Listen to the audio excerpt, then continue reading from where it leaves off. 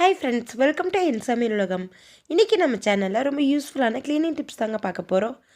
Video ஃபுல்லாக skip பண்ணாமல் பாருங்கள். உங்களுக்கு பிடிச்சிருந்துச்சுன்னா லைக் பண்ணுங்கள். நம்ம சேனல் இன்னும் சப்ஸ்கிரைப் பண்ணாமல் பார்த்துருந்தீங்கன்னா சப்ஸ்கிரைப் பண்ணிவிட்டு பக்கத்துக்கு பெல் ஐக்கானே கிளிக் பண்ணிக்கோங்க. இப்போ வாங்க வீடியோக்குள்ளே போகலாம். இன்றைக்கி பாத்ரூமில் இருக்கிற பிளாஸ்டிக் டோரை ரொம்ப ஈஸியாக எப்படி க்ளீன் பண்ணலாம்தாங்க பார்க்க போகிறோம். உப்பு கரை அதிகமாக படிஞ்சிருக்குங்க. இதை க்ளீன் பண்ணுறதுக்கு நான் இன்றைக்கி புளிச்ச இட்லி மாவு தான் எடுத்திருக்கேன். இட்லி தோசைக்கெலாம் அரைக்கிற மாவே கடைசி ஆகும்போது ரொம்ப புளிச்சு போயிருங்க. அந்த மாவை ஒரு பாத்திரத்தில் ஊற்றிட்டு விம்ஜெல் ஒரு ஸ்பூன் அளவு சேர்த்திருக்கேன். இப்போ இது எல்லாத்தையும் நல்லா ரெண்டு இதையும் மிக்ஸ் பண்ணி விட்டுக்கலாங்க. மாவு நல்லா புளிச்சிருக்கணுங்க. மாவெல்லாம் புளிச்சிச்சுன்னா வேஸ்ட் பண்ணாமல் இந்த மாதிரி க்ளீனிங்க்கு யூஸ் பண்ணி பாருங்கள் ஃப்ரெண்ட்ஸ். அது உப்பு கரையை ஈஸியாக அந்த புளிச்ச மாவு போக்கிடும். இப்போ இது ரெண்டையும் நல்லா மிக்ஸ் பண்ணி வச்சுட்டேங்க. இப்போ க்ளீன் பண்ணுறதுக்கு மாவு ரெடியாக இருக்குது.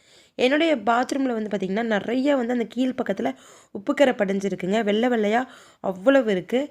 இப்போ அதுக்கு மேலே அந்த மாவை லைட்டாக பூசி தான் விட போகிறேங்க, தேய்க்கலை. சும்மா நார்மலாக ஒரு ஸ்க்ரப்பர் வச்சு அந்த மாவு நல்லா மேலே எல்லா பக்கம் இருக்க மாதிரி பூசி விட்டுறேன். உப்புக்கரை எங்கெல்லாம் அதிகமாக படிஞ்சிருக்கோ அந்த இடத்துல எல்லாத்தையுமே நல்லா இந்த மாதிரி கொஞ்சம் சொதம்ப இருக்கிற மாதிரியே பூசி விட்டுருங்க. புளிச்ச மாவுக்கே பார்த்திங்கன்னா அந்த உப்புக்கரை எல்லாமே அப்படியே உறிஞ்ச மாதிரி ஈஸியாக வந்துடுங்க. விம்ஜெல் சேர்த்தும் போது இன்னுமே கொஞ்சம் நல்லா இந்த வலுவலுப்பு இல்லாமல் இருக்கும். தண்ணி ஒட்டாமல் இருக்கும் இல்லைங்களா ஒரு சில இது, அந்த மாதிரிலாம் இல்லாமல் இன்னும் நல்லா க்ளீன் ஆகுங்க, மணமாகவும் இருக்கும். இப்போ ஒரு 10 நிமிஷம் நல்லா காய விட்டுருக்குங்க. ஒரு 1/4 மணி நேரத்துக்கு பக்கமாக அப்படியே விட்டுருங்க. அதுக்கப்புறமா இரும்பு நார் வச்சு அந்த மாவை தொட்டு தொட்டு லைட்டாக மட்டும் தண்ணி தெளித்து நல்லா இந்த மாதிரி தேய்ச்சி விட்டுருங்க. உப்புக்கரை கொஞ்சம் அதிகமாக இருக்கிறதுனால கொஞ்சம் அழுத்தி தாங்க தேய்க்கணும். சும்மா லைட்டாக தேய்ச்சோம் அப்படின்னாலாம் உப்புக்கரை போகாது. கொஞ்சம் அழுத்தம் கொடுத்து நல்லா தேய்ச்சி விட்டீங்க அப்படின்னா ஒரு துளி கூட அந்த கரை இருக்காதுங்க, ஈஸியாக போயிடும். சென்ட்ரல்லாம் கூட ஈஸியாக போயிடுங்க. அந்த கீழே அந்த விடுமா இருக்கிற இடத்துலலாம் கொஞ்சம் கஷ்டமாக இருக்கும்.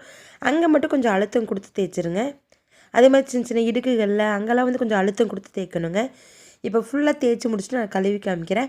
முதல்ல இருந்ததுக்கு பாத்ரூம் அப்படியே பளிச்சுன்னு சுத்தமாகிடுச்சுங்க. அவ்வளோ உப்புக்கரை இருந்துச்சு வெள்ளை வெள்ளையாக, எல்லாமே பளிச்சுன்னு போயிடுச்சுங்க. இன்னொரு டிப்ஸும் சொல்லிடுறேங்க.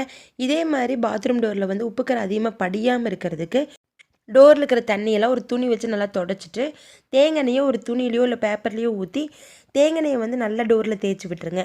அப்போ ரொம்ப நாளைக்கு உப்புக்கரை படியாமல் இருக்குங்க.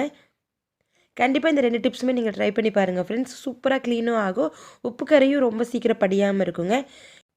இந்த வீடியோ உங்களுக்கு பிடிச்சிருந்துச்சுன்னா லைக் ஷேர் பண்ணிவிட்டு நம்ம சேனலை சப்ஸ்கிரைப் பண்ணிக்கிங்க. தேங்க்யூ.